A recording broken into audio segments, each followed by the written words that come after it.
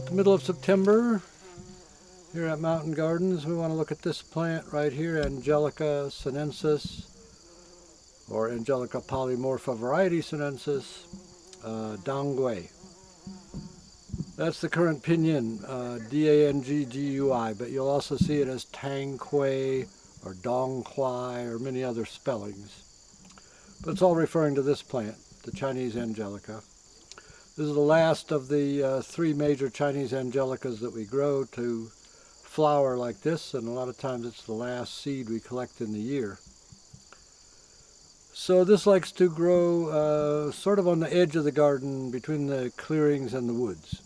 It doesn't come right out in the sun like the other Angelicas will do, nor does it go into the woods, but it self-sows sort of along that interface. So like all the Angelicas that I know of, well, no, that's not true, but like the three Chinese Angelicas, this is a biennial. So it's going to flower now and die. It'll make seeds, and it's very good about self-sowing.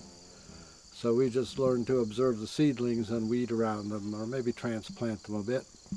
If you want to grow it, it comes very readily from seed, but you need fresh seed. Most of these umbellifers the seed is very short-lived, and particularly so on this one. It's got the kind of characteristic leaf base that sheaths the stem that all the Angelicas seem to have. So, yeah, rich, moist, part shade. That's where you would want to grow it. And save your seeds to keep it going from year to year. So Don Quai, so it's this is one of the most important medicinal herbs in the world for regulating the menstrual cycle and the female reproductive system in general. This is what it looks like when it comes to market. Currently, this part is called the head, and these are the little roots down here. They've all been kind of mashed together, but you can see the separate roots. Those are called the tails. So the head is thought to be blood tonifying, and the tails are more blood moving. So if you use the whole herb, it does both of those things. So this is tonifying, particularly for, as I said, all issues of female reproductive system, menstrual and menopausal complaints, and postpartum. A big thing is to cook some meals with it postpartum after childbirth. Sometimes with mutton or with chicken. So this is one of the herbs that's used as a bupin, repair substance, where you actually cook the herb with meat and vegetables and eat the whole thing. It's got a very strong celery type flavor, which a lot of people like quite a bit, and supposedly a lot of Chinese women just eat a little piece of it every day.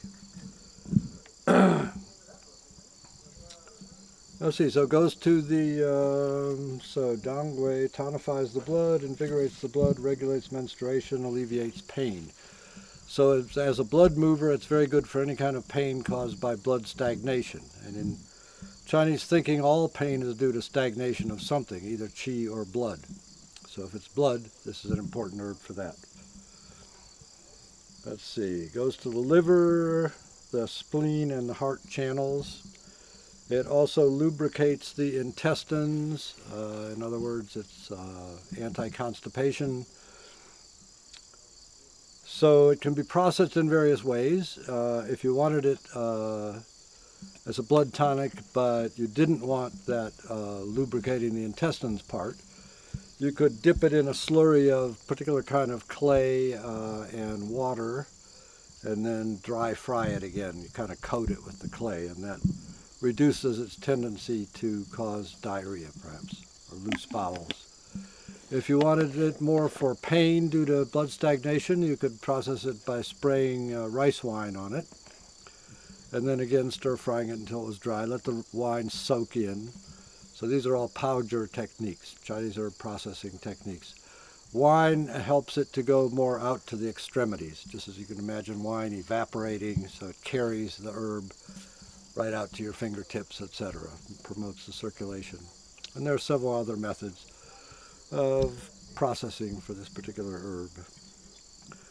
So cultivation is tricky. There's some lore. We haven't mastered it yet. It's a biennial, but at the end of the first year, when you would normally harvest a biennial, the root is really quite small, much smaller than what I just showed you. The Chinese have figured out ways to get it to go for 3 years. And the way it's described is they plant it in the middle of summer, and then the first autumn they dig it up and store it over winter in a cave or anywhere else you want to store it. Which is not really because it's not hardy, because it's perfectly hardy. It comes from high mountain areas in China. That's what they're doing that for, is to try and get the plant to not flower the second year. So then they replant these seedlings out in the spring. Any of them that try to flower, they just rip them out, but a lot of them don't, and they make a bigger root, and then you can harvest your root at the end of the second year. If you harvest the root after this happens, there's nothing down there. It's worthless. All the, as with any other biennial, all the stored up root energy went into producing the seeds. So we're still trying to figure out how to get that technique to actually work. Just another experiment going on here.